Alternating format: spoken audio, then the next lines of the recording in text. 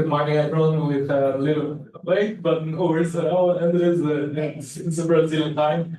And well, basically, it's like strange to have like a competition. It should not be, but it's sometimes strange to have a competition panel in a data-related or privacy-related conference. But well, I believe when we are talking about data and remedies, we are living like a sharp expansion of that the competition since we are more concerned and are aware to digital markets and their power dynamics. So this bloom, this lossy moment in competition also brings interplays and discussions that are relevant to both sides and balances that are not easy to make between competition, markets, information, asymmetries or not, and privacy, of course. Well, I have a very well distinguished panel of authors and researchers and policymakers, and basically I believe that we can coordinate this in a more dynamic way that as we discussed it with questions. So basically, I believe that we can start by discussing that, well, data remedies do not happen in a vacant or institutional vacant. We have experience that go way back before digital markets. Like in Cali, we have like proceedings involving banking sector. We have like information disclosures in railroads. We have all this kind of diverse cases that we go way before discussing this digital markets. And to listen some of these experiences is like interesting to understand how we are doing that and how we are facing these issues right now. So I believe that we can begin with a more Latin American perspective, maybe starting with Brazil, and Marcus from Cali can give us his perspective and the history of Cali with that. Yes. Thank you so much. Well, first of all, greetings everybody. My name is Marcus. I'm a coordinator of antitrust analysis at CADE. I just start to saying that I'm really glad to join you today to learn from my colleagues and share with you all some insights. I also need to make a quick disclaimer and point out that even though I'm from CADE, the opinions and views I'll share with you today are my own and may not necessarily reflect the one of the competition authority. But let's tackle this first one. So first of all, it's important to highlight that CADE is very cautious when dealing with data privacy and competition-related issues. So it's really difficult to point out just a single case that could be, considered like groundbreaking and to the center of all discussions regarding data remedies, especially because CADE usually prefers to make a case-by-case analysis, keeping in mind the specifics of each case when making its decisions. But nonetheless, we can talk briefly about the Guia Bolso case from 2018 to better understand what I'm saying. Okay, so that opportunity, CADE investigate possible abuse of dominance by the Bradesco that could, as it quote, result in market foreclosures due to an allegedly refusal to give access to the data and the creation of obstacles to data portability and interoperability. So it all began after Guia Bolso, fintech that by then provided a personal financial management tool, claimed that Bradesco was blocking its access to the bank's user data, even though those users wanted to share their data with Guia Bolso to be able to properly use its financial tool. So how that was allegedly done? Well, Bradesco one day started to require the input of a randomized password for anyone to access an account. But since this random password was constantly changing and it was random, consumers could not beforehand give or tell Guia Bolso what this password was. So Guia Bolso ended up not being able to access those informations at all. So Bradesco argued back then to have done it by security reasons and to protect its clients' privacy. But by doing that, the bank was interfering with the ability of a competitor to provide its services and therefore to effectively compete with Bradesco in a context where the users who those data refer to wanted to give also access to it. So after some investigation, the general superintendents understood that there were evidence of abuses since the behavior of Bradesco could restrain fintechs from services that depended on those bank account data of those clients, harming free initiative and free competition. But nonetheless, CADE decided to enter into an agreement with the bank, approving a cease and desist agreement to ensure data portability of the bank customers' data to other companies whenever those clients specifically requested it to be done, and in a way anticipating the potential benefits and pro-competitive effects of the open banking that had not yet come to forth back then. So anyway, I think we can call that a negotiated data remedy, depending on what you understand as a data remedy. So I think that's the best I can do for now. I'm going to pass the word back to you. Thank you. So it's interesting to see in Diablo's case that we usually in competition do not have like this sense of choice between the individual and the social dimension of privacy in competition. We are not quite aware of how to balance these things, and sometimes we go for it in a very more orthodox way of doing competition policy. Say, okay, this is consumer welfare, and it's fine if I choose to do that. And that's a sense discussions that of course have not entered because it go for a settlement solution to that. But it's interesting to know that and to see that how these tensions are exploited in competition policy. And maybe then we can go on now to Andres and go for another view on Peru, and Andres from the competition tribunal Peru, and we can go for it. Thank you, Arthur. So let me first start by thanking you for organizing this panel. I'm also very amazed that we have now a specific panel on the interplay between competition and other topics, including in this case specifically the data protection or data sharing. So I'm going to make two disclosures or disclaimers. The first one is that while I'm normally late, this time specifically wasn't my fault. The panel in the cultural center took long enough, so I know because I recognize some of your faces that were also in that panel. So the second one is that as also is the case with Marcos, I'm a judge of the competition tribunal in the copy. But I'm not speaking on official capacity. I'm just making my own remarks. So when the organizers asked us to think about a case in our own jurisdictions that involved this interplay or the analysis of a data remedy, it was difficult for me to find one specific, at least not that one that has been solved by the tribunal while I've been in office. But there was this case, this case that was solved last year, and it ended up in the Pre-Competition Commission. So it was the first instance. It didn't go to appeal into the tribunal. It was a merger transaction between Zika. I don't know if it's a very well-known brand also here, but it's a global Swiss-based chemical company operating in the construction and in industrial sectors that bought NBCC Group, its main global competitor in the field of chemical construction products, and the notified operation entitled the acquisition by Zika of the 100% of NBCC's shares, thereby transferring exclusive control of NBCC to Zika. So they have overlapping activities across several relevant markets, primarily in construction additives such as admixtures for concretes and mortars, plasticizers, accelerators, and waterproofing products. One of them involved the brand Master Builder Solutions.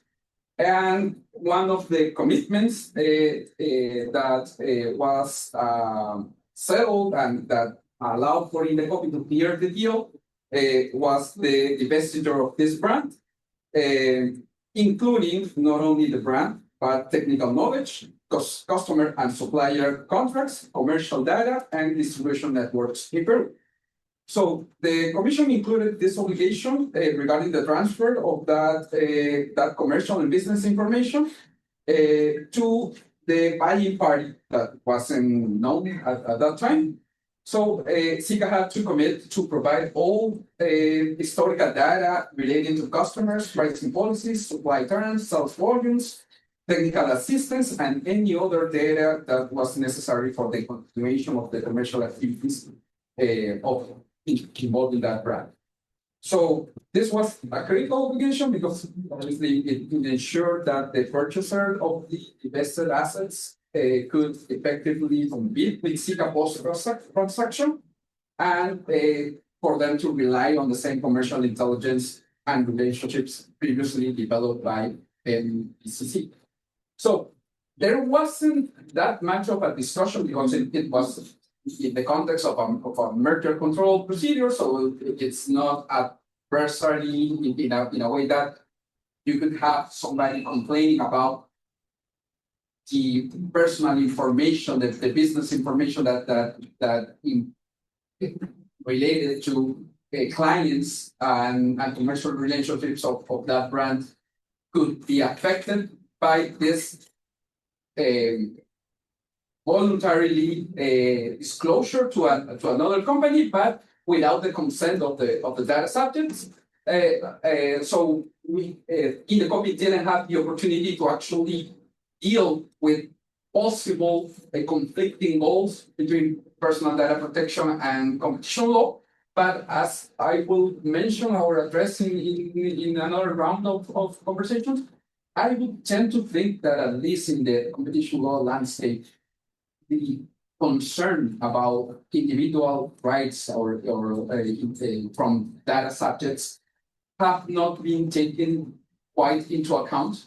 And the role of the data protection agency has not been as active as it could be, or as it has been in some other jurisdictions.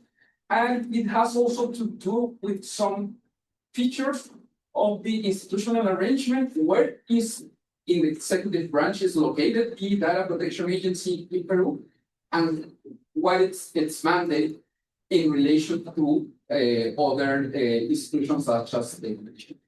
But I'll leave that for you. Thank you. I have a one. But thank you.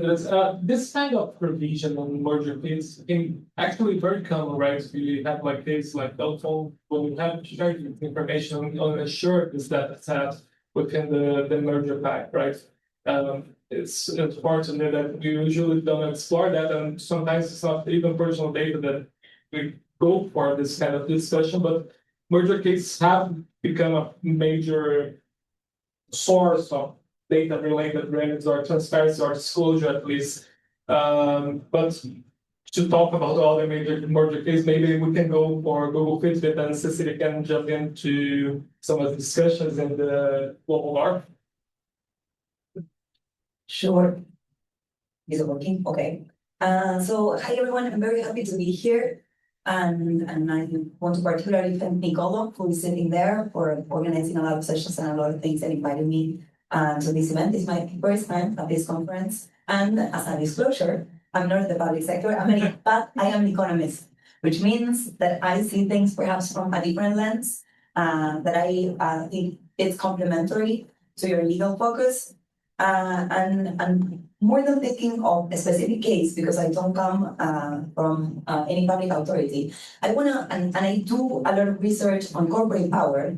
I thought that it could be a good idea to talk about how corporations apply data remedies. What do corporations do when they think that their data might end up being used by another company? And of course, the case that first jumped to my mind when I was asked this question was how several leading corporations, including Amazon, Apple, Samsung, and even JP Morgan, banned their employees, and yesterday evening I found out that even consultants, from using ChatGPT. And this, of course, was connected to the fact that by using ChatGPT, and in particular for sensitive information and also for coding, they were going to share part of the knowledge, part of the intangibles that guarantee the lead of those companies themselves with a direct rival, and a direct rival that was not only OpenAI, but also Microsoft. Because as you know, OpenAI is mostly funded by Microsoft and virtually controlled by Microsoft, which is another discussion for competition policy, of course. So why? Why is it that in this case it was so sensitive? And this is, first of all, if we look at AI more generally, machine learning, not only generative AI, but machine learning more generally, is the only means of production that gets better the more we use it. And this is very important for thinking of data remedies, not only in the relationships between corporations, but directly when it affects us as individuals and as communities, as collectives. Because this means that we are, think of a search engine, think of Google, we are constantly feeding Google with data that makes the algorithm better. So then Google will be able to make more money out of concentrating all our data again and again and again. So clearly, in this case, the solution, the data remedy shouldn't be, let's say, forbid people from using Google, but there is a lot of space for thinking about how to share the profit that Google is making at the expense of a collectively created knowledge good that then is turned into an asset by Google. In the case of generative AI, this is even more problematic because it's not just improving, this is a bit technical, but it's not just improving the parameters of the model. Actually, what we are doing when we are prompting ChatGPT is reinforcement learning, to the point that we even receive a question to say thumbs up or thumbs down if the answer was good or not. When we click and say it was good, or we click and say it was not good, that directly teaches the algorithm, okay, this was not a good answer. So next time it will try a different answer until it gets a good one. So it's a different way of training the algorithm in which us, as users of the technology, become much more actively producing the technology. So the data is crucial, not only as an input, it's part of it, it's not just a raw input, it's really essential. And this is why when thinking of data remedies, I think that if there is anything that or two things we can learn from the data remedies applied by the corporations in relation to ChatGPT. This is first, that not every data should be treated equally. Employees from these companies use wide and large Google search, and that's not a problem. The problem it started when generative AI was introduced for searches. So that already teaches us that we cannot apply the same data remedy to every single case, and the examples that you were providing already speak of that. The second learning, it's more about what needs to be prioritized. And I was very glad yesterday when I heard someone at one of the panels speaking against economic efficiency. I said that I was an economist. And for us as economists, I mean, most of the people wouldn't even dare to challenge the fact that economic efficiency should be pursued, always, regardless. When a company like Samsung is telling its employees don't use ChatGPT, it's at the same time going against potential economic efficiencies, but it's deciding to do it and putting economic efficiencies on the sideline because there are other things that are more important for the company in this case. So I think that also for regulators and for thinking about data remedies, it's essential to start thinking about what are the other values on top of economic value that matter in order to think of data remedies that can really be meaningful for the people in general, for communities. And I insist a lot on people and communities because I know that the discussion usually revolves around personal data, but data, most of the data that we see online and that is problematic, I'm not speaking of, let's say, IoT from a company and how that company uses its own IoT data, but most of the data that is harvested through platforms on the internet is relational data. If I post something on Facebook or Instagram or Twitter, it's not just the data that I am posting, but also the reactions of those that are following me or that read that post. If I am exchanging something on Mercado Libre or Amazon, the data is also relational. It's about the transaction. And even with the healthcare data, it's not just my own healthcare data. It's the interpretation of the physician, it's the data from the machine. So really, because data is relational, I also think that we need to think about data remedies that think not only at the personal individual, and I'm not saying that data privacy and the specific individual shouldn't be taken into account, but we also need to put way more forward the role of communities, of society, and therefore what the role of the state, which is supposed to be accountable or improving the life of their citizens can do about it. Thank you. Thank you, Cecilia. Maybe this is pointing to a more common-based governance of data, right? Treat data as more as a common pool resource than an individual resource and a private resource that is managed through market relations, essentially, right? But to give maybe a turn to more privacy-related data, I can pass to Carla, and if you can jump in, Carla, and take your contribution, please. Yeah, thank you so much. Can you hear me well? Yeah. Okay, well, my name is Carla Prudencio. I'm a program director in Privacy International, and thank you so much for the invitation. I would like to share some insights from our work at Privacy International because we don't necessarily work within a specific jurisdiction, but just a few years ago, we published a report that maps the perspective of different antitrust regulators on the role of personal data in competition assessments. And our aim was to build an international and comparative research because we think these challenges or a lot of these challenges are not necessarily isolated or specific to one jurisdiction, but global. And this is partly because we know that the same big tech actors are often the usual suspects behind data exploitation across different countries. So we sent our one specific survey to 23 competition regulators and received a response from 10. And from this, we drew some key insights, and I would like to share some conclusions and examples here. First, I think it's important to say that before we even talk about data-related remedies, it's important to recognize that many regulators are still grappling with how to apply traditional competition tools to the digital economy. There's a growing recognition, of course, that personal data is central to how markets operate today, but legal and institutional frameworks haven't always kept pace on this. So when we asked whether their countries were effectively addressing these intersections of data and competition, responses varied a lot. Some regions are taking concrete steps, while others are still facing significant institutional and technical barriers. In Mexico, for example, the competition authority, COFECE, has begun factoring data exploitation into its analysis.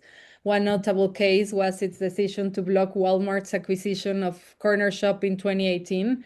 COFECE raised specific concerns that Walmart could use Corner Shop's users' data to offer personalized discounts in ways that would distort market dynamics. And more broadly, COFECE has also contributed to different reforms in Mexico, for example, under the FinTech law, which recognizes now that financial data belongs to users and not to institutions, and introduce obligations to ensure non-discriminatory access to data for new market entrants. However, it's important to say that institutional limitations persist. COFECE, for example, is not currently empowered to investigate or sanction exploitative practices, such as an abusive terms of service on a platform that demands a lot of the excessive data, for example. And in Mexico, Data Protection Authority, INAI, lacks an explicit mandate to collaborate with other institutions like COFECE, and of course, this limits a lot the opportunity of coordination and enforcement. We also studied India, and we observed a notable shift in the regulator perspective that I want to share. So as we know, the Meta Group has come under scrutiny by the Competition Commission of India, particularly in relation to WhatsApp data practices. And while an early case in 2016, I think, was dismissed, the CCI initiated a suo motu investigation in 2021 following changes to WhatsApp privacy policy. And the CCI clarified that although breaches of the IT Act fall outside their realm, the competitive implication of unreasonable data collection and sharing practices do not. So WhatsApp, of course, challenged CCI jurisdiction, but the Supreme Court upheld it, and in November 2024, the CCI imposed a penalty on Meta and WhatsApp for anti-competitive practices. And this is important because it's signaling a growing willingness to address privacy abuses through competition enforcement.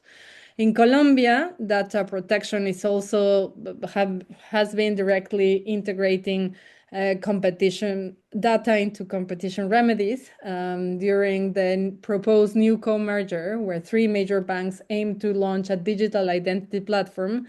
The competition authority, for example, the Superintendencia de Industria y Comercio, SIC, intervened by mandating data portability, prohibiting the automatic migration of data without informed consent, and requiring equal treatment of all users. These measures reflected a uniquely integrated approach, as the SIC oversees both competition and data protection. And this enables, of course, a more holistic regulatory response, something that it's not common in many jurisdictions. Despite this good example, serious challenges remain, as I was saying. Regulators consistently reported organizational barriers, particularly the lack of staff with privacy and data expertise.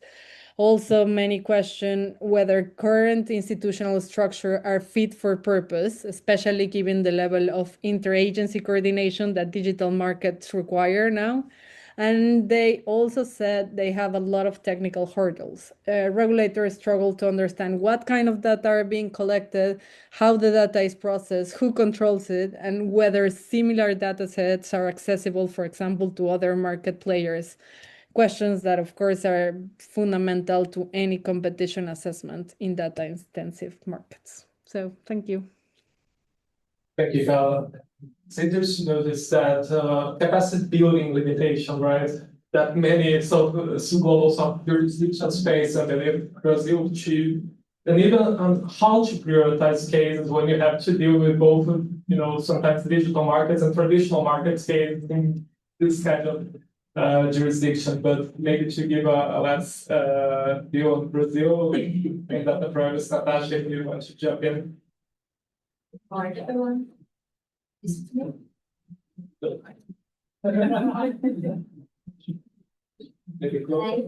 Hi, now. Yeah. Sorry.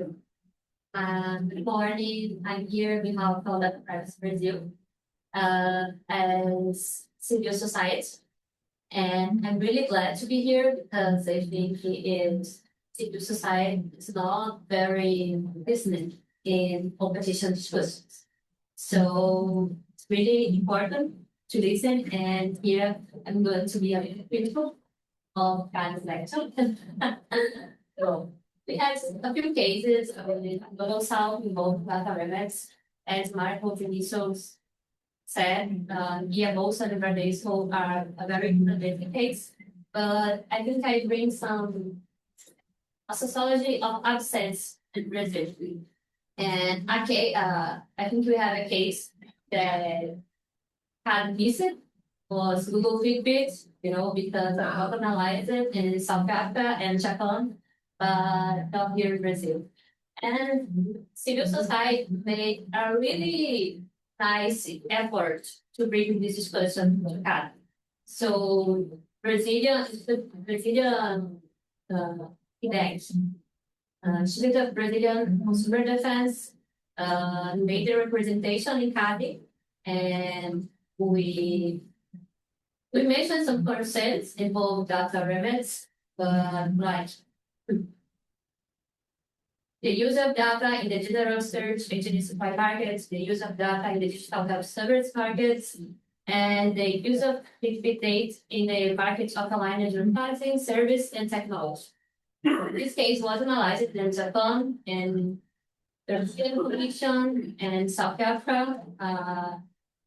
Data remedies were applied, and this is a case where civil society really demonstrates some concerns and CAD didn't listen. So I think we have a lack of action in CAD in data remedies. This case is a really good opportunity to CAD investigate more, and I think it's really important to discuss this kind of things of the subject. So I think this is a case in Brazil and Global South. That's a good example of the data remedies that weren't applied and could be applied. So I think I bring this case, and I would really like to listen to Marcos Vinicius about this case, about how it could be.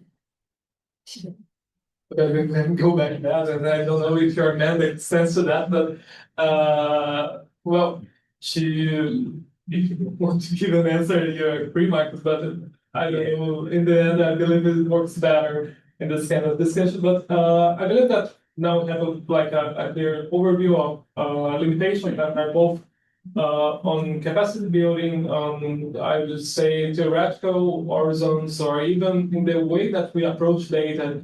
We can go for a more blue sky discussion on whether we should, how we should craft these remedies, and how are the potentialities of these remedies in both, and I would say in haste, competition and digital ecosystem, or even to go for another kind of governance through competition to data privacy. And I believe that what's more sort of tested begin with you, Cecilia. What do you think?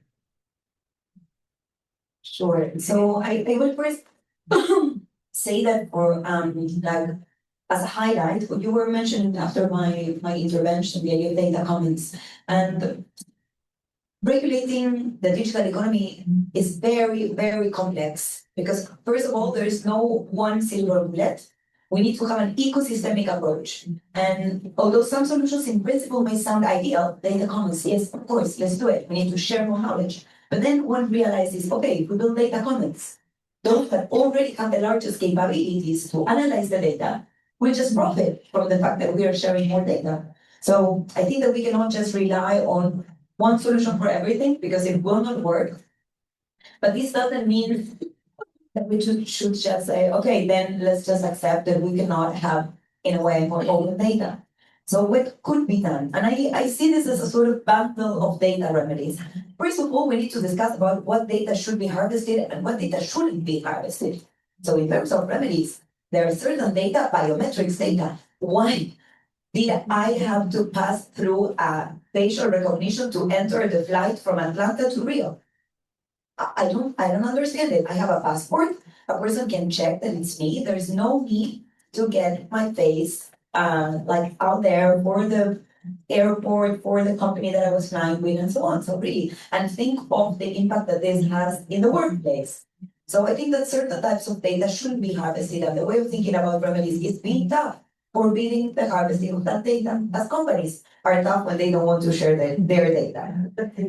Then what uses of data that can be harvested should be forbidden. Because there are certain types of data that one could say, okay, you can harvest it, but then you cannot do certain things with that data, like profiling individuals. So if we think it, or there is often this discussion about the disinformation in the digital economy and how to address it. And for me there, the discussion is not so much about the data remedy, but an algorithm remedy. The algorithms need to be audited. So whenever we're thinking about data remedies, we need at the same time to think about the technology that is used to process those algorithms. And also to think about the digital infrastructure, the physical infrastructure that is used to store the data and process the algorithms and the effects that that has and the remedies that should also be applied. Because when we think about data centers, I will speak more about data centers later in the day, but these are not typical manufacturing spaces. Inside a data center, what we mostly have is high consumption of energy, water, other resources. This also should be triggering forms of remedies for the population that lives around the data center and so on. So then the next part is, and of course, when we think about, for instance, targeted advertising, if we want to go far, we need to say, okay, then this shouldn't be allowed at all. But if it is, and if governments do not want to go that far, at least it should be limited. What are the spaces for selling advertising, and what are the maximum prices? Because it's not only about the typical solutions of, for instance, trying to expand competition, because in certain cases, because of the way in which these algorithms work, there is a natural tendency towards concentration. It doesn't matter how much we push to get more search engines. There will not be more search engines. Google will remain powerful. And even with ChatGPT and all this, we've seen that it hasn't significantly affected its market share. So really, it's about thinking about what other types of remedies can be applied. And this is about limiting to what extent the data can be used. In this case, for profiling people, advertising, targeted advertising, and so on. Also, because I was thinking in terms of bundles, so I already mentioned two, what data should be harvested or not. Second, what uses of the harvested data should be forbidden, or how to regulate the uses of the data. Three, who will be allowed to use the data? And this goes directly to discussions about mergers and to what extent mergers should, or company investment in other companies should be either forbidden or regulated in a way that doesn't allow the company that is putting corporate venture capital money in another company to get access to all the data this other company has.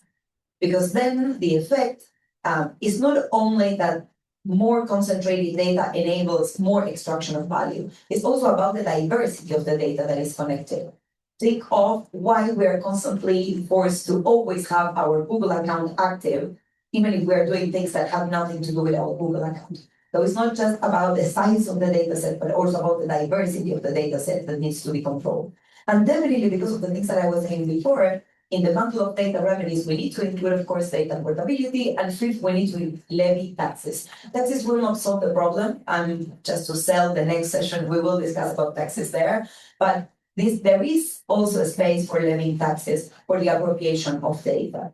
But of course, because, and I will be very brief here, regulating data will never be enough. This is a free ecosystem, and there is a need to have an ecosystemic view and an ecosystemic set of regulatory tools that are interconnected and that make sense to each other.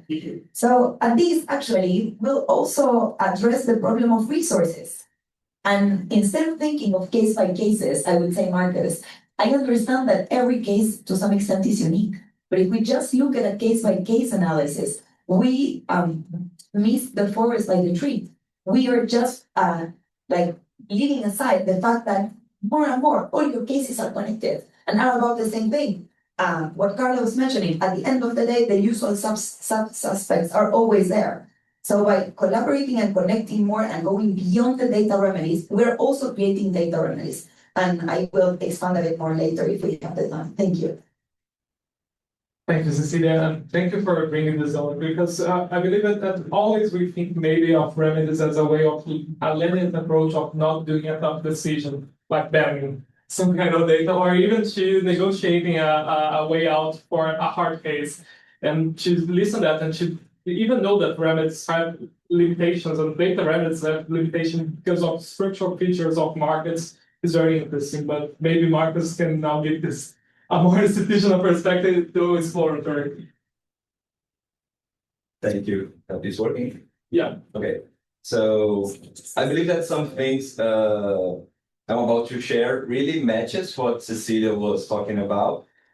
So I'm a little bit happier now because I intend to tackle this discussion by raising more doubts instead of actually providing answers. So at least for someone back me up some discussion, it makes me a little happier. So I'm going to talk about what, in my perspective, is the cautious approach of CADE regarding data-related remedies. And for what we should take, and for that, I believe we should take a look at some past cases so I can explain what I mean by that. So I know we don't have a lot of time, so I'm not going to any specifics. I'm just going to make some brief comments regarding. So I'm going to take us back first to 2016 and talk briefly about the credit bureau case. That in that opportunity, CADE highlighted that the sharing of data that was intended in the merger could enable the development of the positive credit registry market that was still nascent back then. But at the same time, that some safeguards had to be adopted to prevent the exchange of sensitive information between rivals, since these come together of competitors could also encourage collusion. And fast forward to 2020, also during a merger in the Linkstone case, CADE recognized the importance of data and interoperability to digital markets and assess the possible effects to competition and the benefits that Stone would gain from having access to Links's data after the acquisition, and concluded that the merger would actually be pro-competitive since it would reduce the asymmetry of information regarding the financial history of commercial establishments, and by that improve Stone's capacity to compete with the dominant firms in the market for payment solution. So the case was cleared without conditions, and 1 year later, in Hub Magalu case, after a complaint from a third party, CADE had to assess what kind of data Magalu, that's a large digital marketplace, would have access to if it acquired Hub, a payment service provider, for the company used to provide its services to Magalu's rivals, and therefore had to legally store some consumer data that could, as by the complaint, allow it to target those consumers in order to sell Magalu's products. So at the end of the day, CADE concluded that the stored data didn't have any useful information, or it actually related to how much consumer paid was charged for something, and not what kind of product actually was bought, and highlighted that even after the merger, Hub could not legally share its data with Magalu, or it would imply sharing it with a third party, as by the eyes of the law. So no remedy was also deemed necessary in this case. And with respect to those three cases, and the first one I previously talked about, we can see that in one opportunity, CADE saw that interoperability and data sharing was necessary to solve a competition concern. In another one, CADE understood that safeguard had to be adopted to prevent data sharing to be used as a way to encourage collusion. In yet another one, data sharing and interoperability would reduce informational asymmetry and improve competition. And in the last one, the data from the acquired firm didn't give any competitive advantage, and nonetheless couldn't be shared with the acquiring firm as per the sectorial regulations. So no remedies was also deemed necessary in this case. So with all of that, we can see that CADE still takes a case-by-case approach, and I guess I'm sorry for that.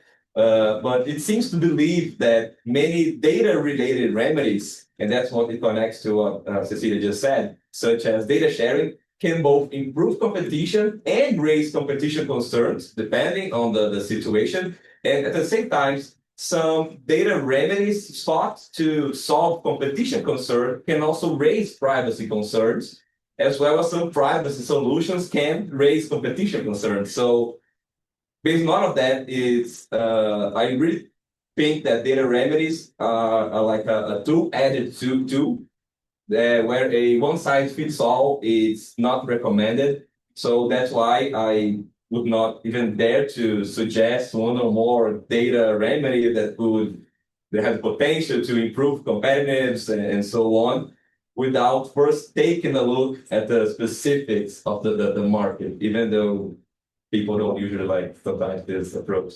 Thank you. Thank you, Marcus. I do believe that the credit bureau case is a very interesting one, because it's like a real institutional creativity one to take a data remedy as a way of creating a market.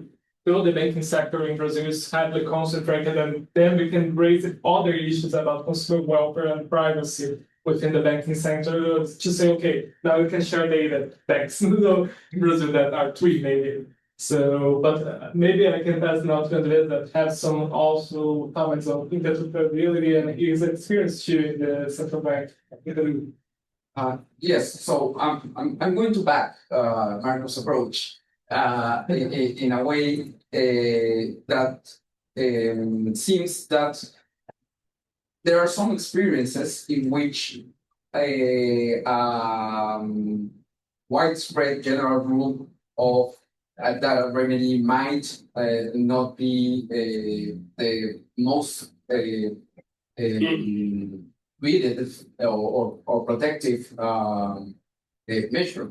So, for instance, regarding interoperability, so this comes from a working paper that we have together with Nicole on the interaction between data, not data protection, sorry, financial regulation and competition law. So we took a look at how the interoperability remedies came about in Brazil and Peru. So in the case of Peru, there wasn't a specific competition law enforcement case regarding interoperability, but it was passed as a mandatory rule by the central bank in 2023, but it was also supported by the competition authority. So in two market studies in the COP, one in the payment cards markets and one in fintech markets, they issued some recommendations to the central bank to enact a widespread regulation regarding interoperability. So with that support, the central bank passed that regulation. They established several obligations regarding information sharing, security safeguards, service level requirements, reporting obligations. Those report obligations concern mainly service performance, like maintenance, queries, transfers, availability, responsiveness, incidents, user metrics, and so on. And most relevant data sharing obligations related to interoperability of different service providers were connected to directory managers, right? Like the information that has to be available for every payment service provider to connect, to interact with another payment service provider. So while the obligation by the central bank was to have this type of sharing obligation, they didn't specify whether the data was actually going to be transferred or was going to be only managed in those independent directories, and each service provider would get access to that directory, but only for each transaction. So it wouldn't get the data set of another competitor, but it would only have the ability to access to information for each transaction. So they established a general rule, but the specifics of how to apply that general rule was left to private companies. So while this has been functioning so far, it does not prevent the possibility of having one company to tamper with the directory manager or establishing some blocks to prevent another company to get access to that information as a way to delay or at least make it the user experience less attractive in order to make the competitive offer, the competitive service provider less attractive to consumers. So we have to take into account that while data sharing might be a general remedy that is attractive for competition law enforcement, it might also be a defensive measure used by incumbents, by dominant companies that do not want to share that information with their competitors. So we've seen now cases in Europe that are being investigated by the European Commission, where companies are using data protection laws, well, GDPR, sometimes as a defensive measure or sometimes as an excuse to prevent new companies to get access to that information. So that is why, while even in a sector, well, most people would agree that data sharing is an efficient way to create more competitiveness and to foster financial inclusion as interoperability, we also need to take a good look and be somehow cautious about the possibilities of how that general rule can be used in favor of one of the companies, especially that company has market power.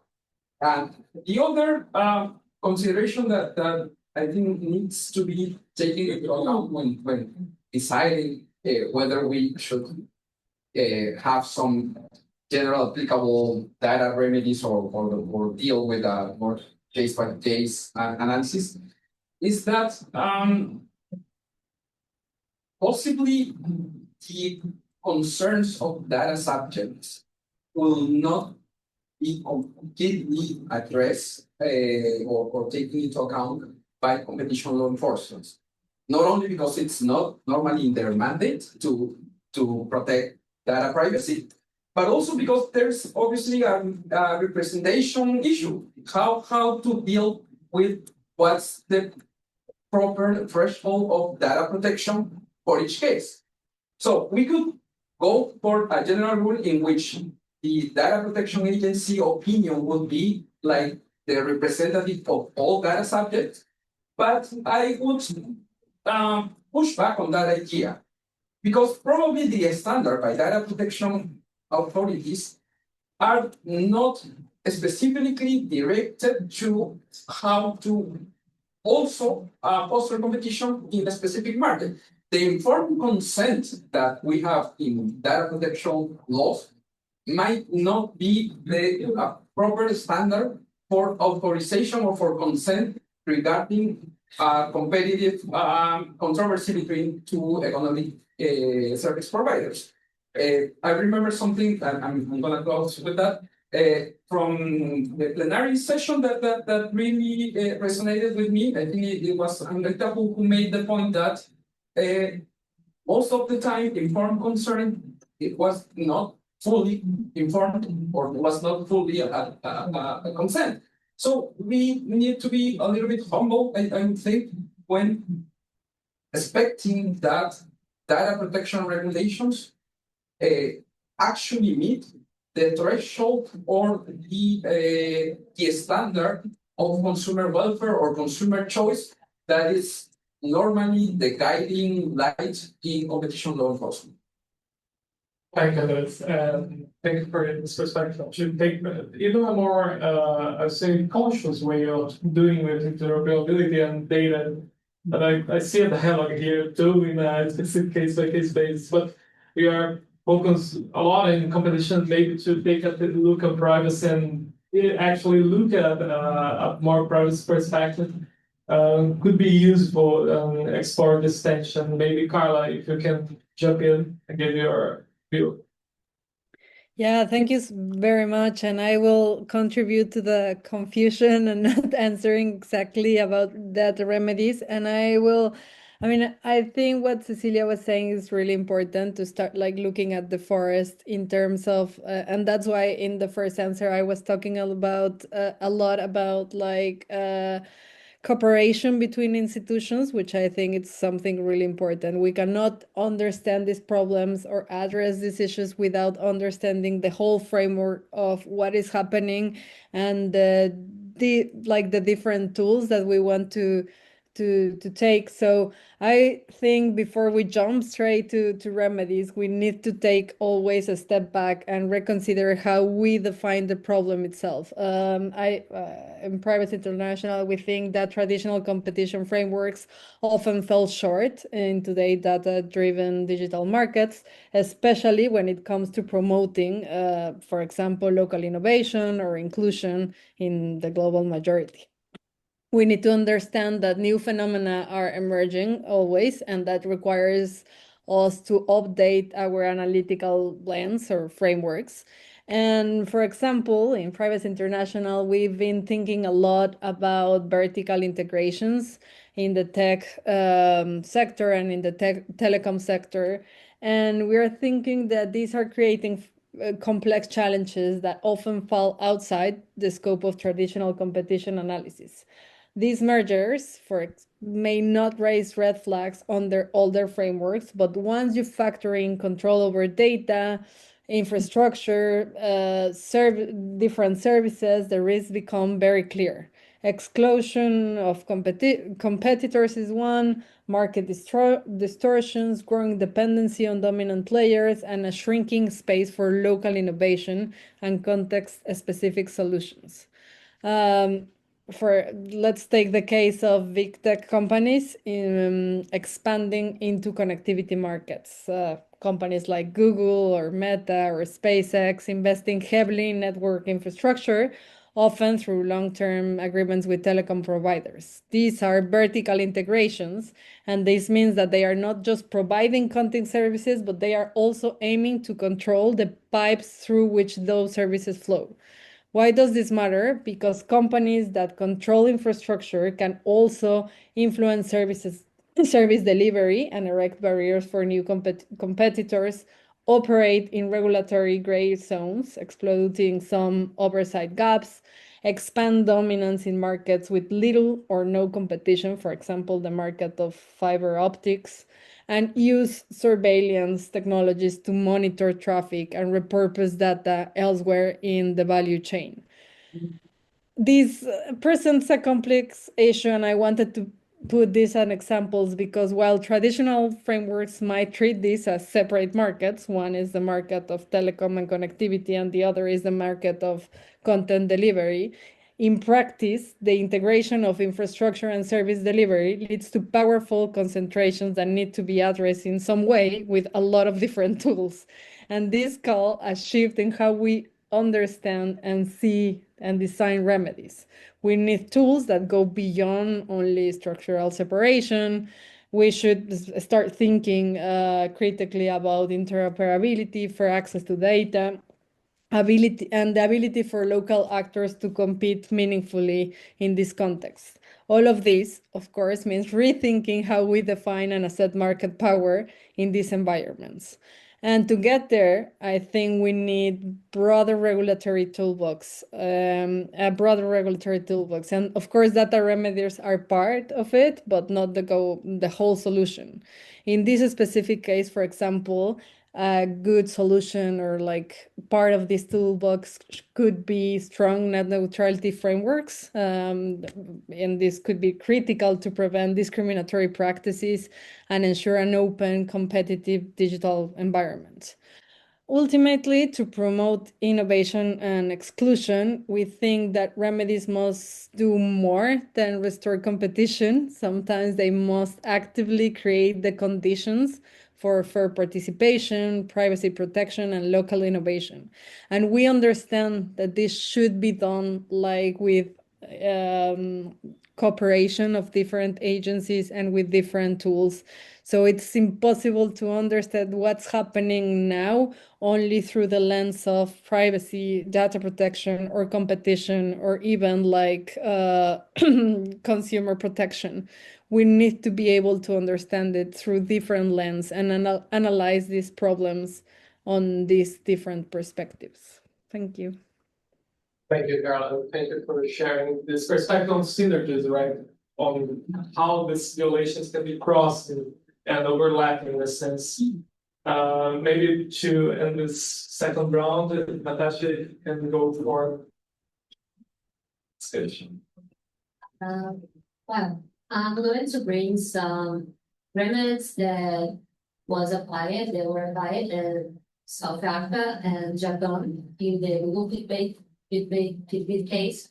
And I think, as Marco said, the case-by-case approach, it is still the better option for us in this case. It's really difficult to put a standard for all cases. So if you case by case, it is still the better option that we have. In the Google Fitbit case, Google undertook not to use their data collected from Fitbit device for Google search and display advertising in intervention product and technically separates the data from other Google data. In data privacy, we studied these silos extractors as a good remedy, data remedy case.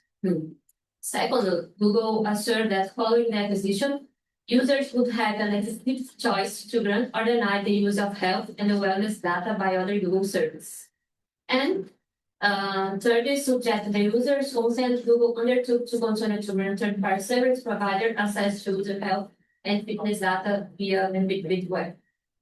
I think this case is really a good example of data remedies that we can use in Brazil, in Peru, and Global South in general. And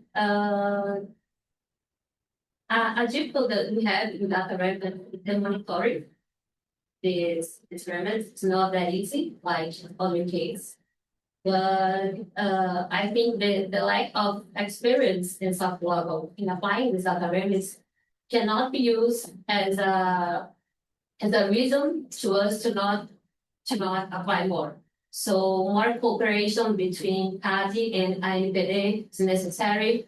I think we can use like Japan. It's a really nice example of cooperation between data protection authorities and competition authorities. And I think we need to learn more with other global South authorities than only use North American or European examples. So I think data remedies it's really difficult. It's a really tough subject, but we have good examples here of Global South like Bradesco and Gaboso and Google Fitbit and other regions. So I think we need to focus on the case that really had good effectiveness and look for the absence. So I think we have these two cases of data remedies. I think silos structures are a really good option and to use and case by case. And it really helps to minimize the privacy concerns. So Thank you, Passion. Maybe we are running out of time, since it has to give, but she wants to make a quick final note, and then we can open to one or two questions from the audience.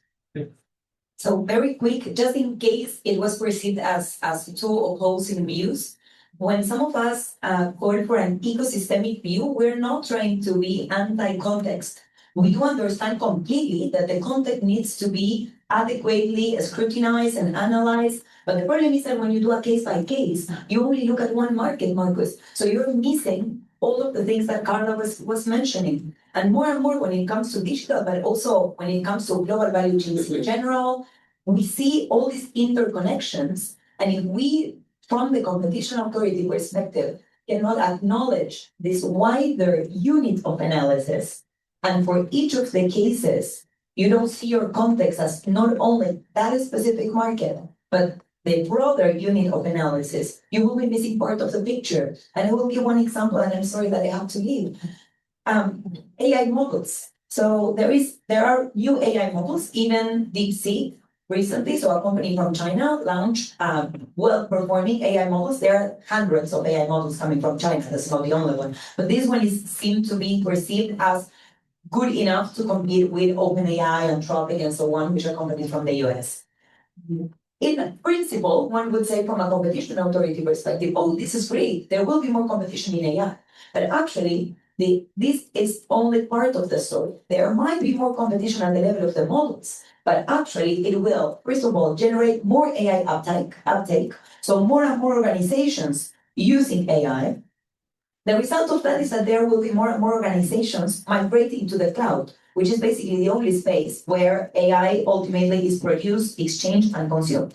The cloud is not only processing power. For a company like Meta, the cloud from Amazon, Microsoft, and Google didn't provide processing power or didn't help to train its models.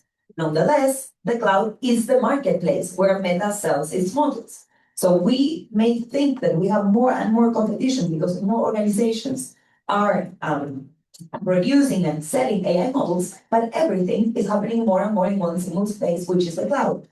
So again, this is just one example of the many that we can continue bringing about why we need an ecosystemic view also at the regulatory perspective. And my final word is not only about regulation, it's also about how to create public-led alternatives. And when I say public-led alternatives, these do not go against the market. It's about how to replace these natural monopolies these forms of token and concentration in broader global value chains so that competition can be more fair in other layers where there is a space and economic reasons for promoting competition. Thank you very much.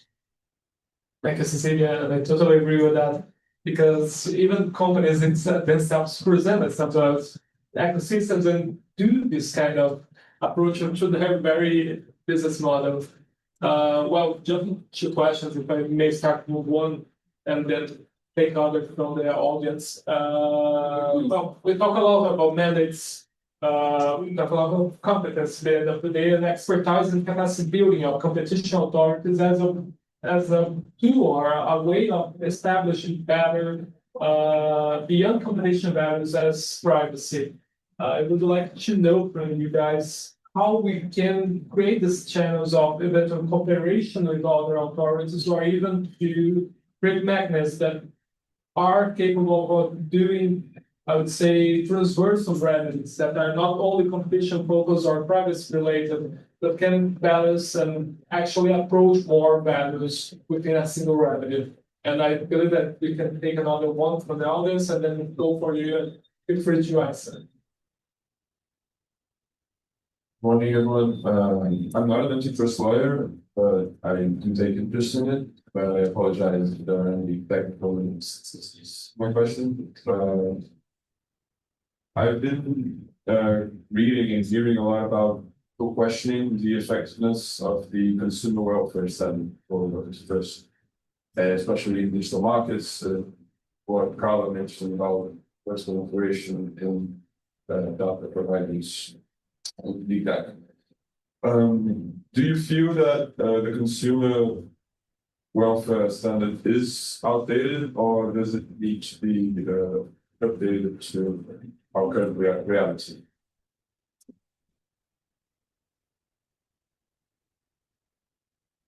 You want more questions? I have one question. Hi, morning, everyone. Almost afternoon. So thank you for the panel. And I wanted to jump in on a point that is not necessarily just focused on remedies, but on the potential friction of competition and privacy. Like, in theory, we're all trying to say that, and I think, to a large extent, they walk in the same direction as public policies, but not always, right? And we're starting to see instances in which this issue has actually presented themselves. I mean, I don't want to use specific cases because I know that Marcos can't comment on existing investigations at Kaji, but we're starting to see that being used also as, potentially privacy enhancing, conduct being used to hinder competition. And I think you spoke a little bit about that on the panel.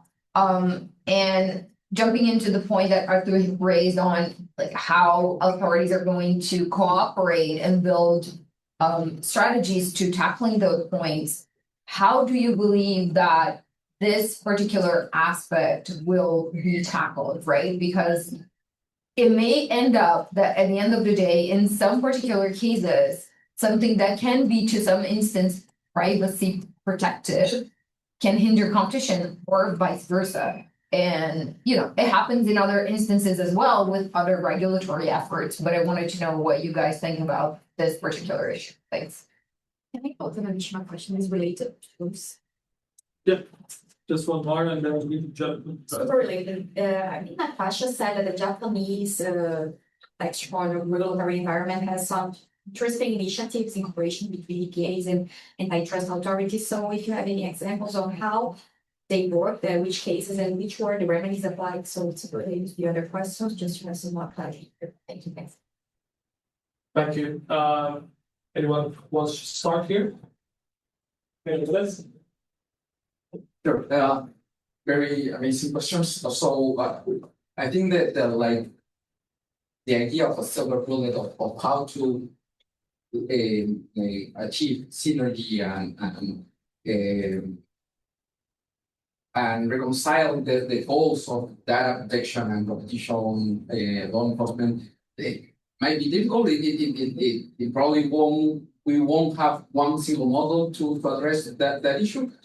But what I think it's a good idea, at least, is to have a expertise on that area of knowledge that is outside your typical realm of enforcement. That means having competition law enforcers that are very familiar or have experience with data protection, have data protection enforcers that have a knowledge or have done some work before on competition law enforcement. That has been working, for instance, in the realm of financial regulation, where you have now competition assessment units within central banks or financial regulators.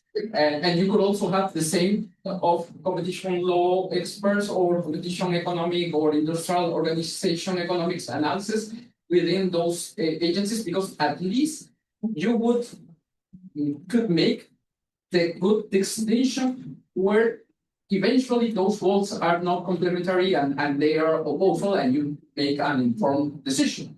So, and that leads me to addressing your question, that was whether the consumer welfare standard from a competition law legal enforcement might be outdated. And I think that answer would depend on how to conceptualize actually the economic welfare standard. For instance, I've read some of the critics to that standard that seem to point to the idea that the only way or the most typical way to measure consumer welfare is through prices. So if that's the standard, obviously, I would agree that it's outdated, because you cannot put everything on a price tag or measure that. Mostly concerning several services that are not expressly priced, right? Then most of the services are not free, but are not expressly priced. So if that's the standard, I would say it's outdated. But I think that the standard does not stand for that. That does not stand for the idea that we are only looking into prices. We are looking at addressing consumer welfare might include how the consumer values privacy. That may not be the case that it's similar to what the data protection regulation or the view of data protection authority have of what is valued by the data subject. Because in some cases, and that's probably my main critique to the landscape, at least in Peru, they have very strict regulations, and they do not have enough room to apply a standard that takes into account the actual data subject views on that topic. They have to apply the law as it is put, no matter if that actually helps data subjects or not. So expertise probably would be my main recommendation to address this type of cooperation. Thank you. Then we'll jump in. I believe that we are passing time. Carla, do you have any points on that? I believe that we are going for full collaboration. No, yeah, thank you very much. And I agree with what's been said. I think cooperation is important, and I would also add that cooperation between institutions and civil society is as well something that we lack in a lot of these in a lot of jurisdiction, and that it's vital to understand not only the data protection issues, but as Cecilia was saying, the more broader issues with data related to specific societies and communities. So I think we need to find a way in which civil society can input in some of these resolutions, and also in ways of understanding. And to be honest, there are a lot of authorities in the global majority that work very closely with civil society, and they exchange information. And I think this is a good practice, because then you can have a more holistic approach, or at least a broader view on how or why this is happening. So I would add also that kind of cooperation to the toolbox. Thank you. One, it's. That people have to answer like 4 questions in 30 seconds. One to the next. I don't know if I'm actually to say something first. Okay, thanks for your question. So in Japan, we have great cooperation between Japan Trade Commission and the PPC, Personal Information Protection Committee. So the acquisition or use of personal information by online platforms may be considered an abuse of superior bargaining position in certain situations under the Anti-Monopoly Act. So, for example, if the company uses or collects personal information without an individual consent, it's a PPI Act violation. So in some case, the PPC will deal with the case to protect the rights and interests together with the competition authority. So it's like if CADE and NPD work like objectively together in case by case, you know, like mandatory to have it listening to NPD, like what happens in China. Okay, so here goes the method.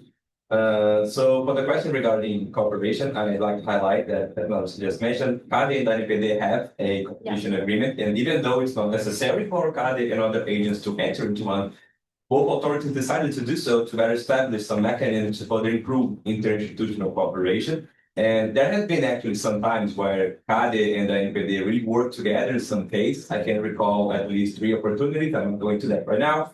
But there's still space to keep doing that, and I personally believe that maybe there is another one opportunity really soon to come.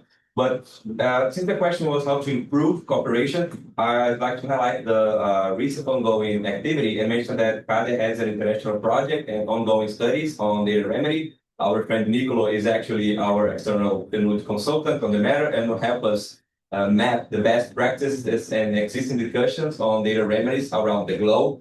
Because the main idea is to help the Brazilian Competition Authority to assess the applicability of data remedies, how to improve the degree and mechanisms of cooperation between the data protection and the competition authority. So that's just my hope of what will be done by then. Regarding the consumer welfare standard, just a quick comment. I don't believe it's outdated, at least not completely. Maybe it just needs some adjustments, but many other traditional antitrust tools do, just like the market definition. And CADE has been working on many cases day by day to do that, to improve it. I don't think I have the time to keep on. But I have 2 more questions to answer if you want to. I do know because you're having right now, but thank you for the very thoughtful contributions and for the very good panel. Thank you.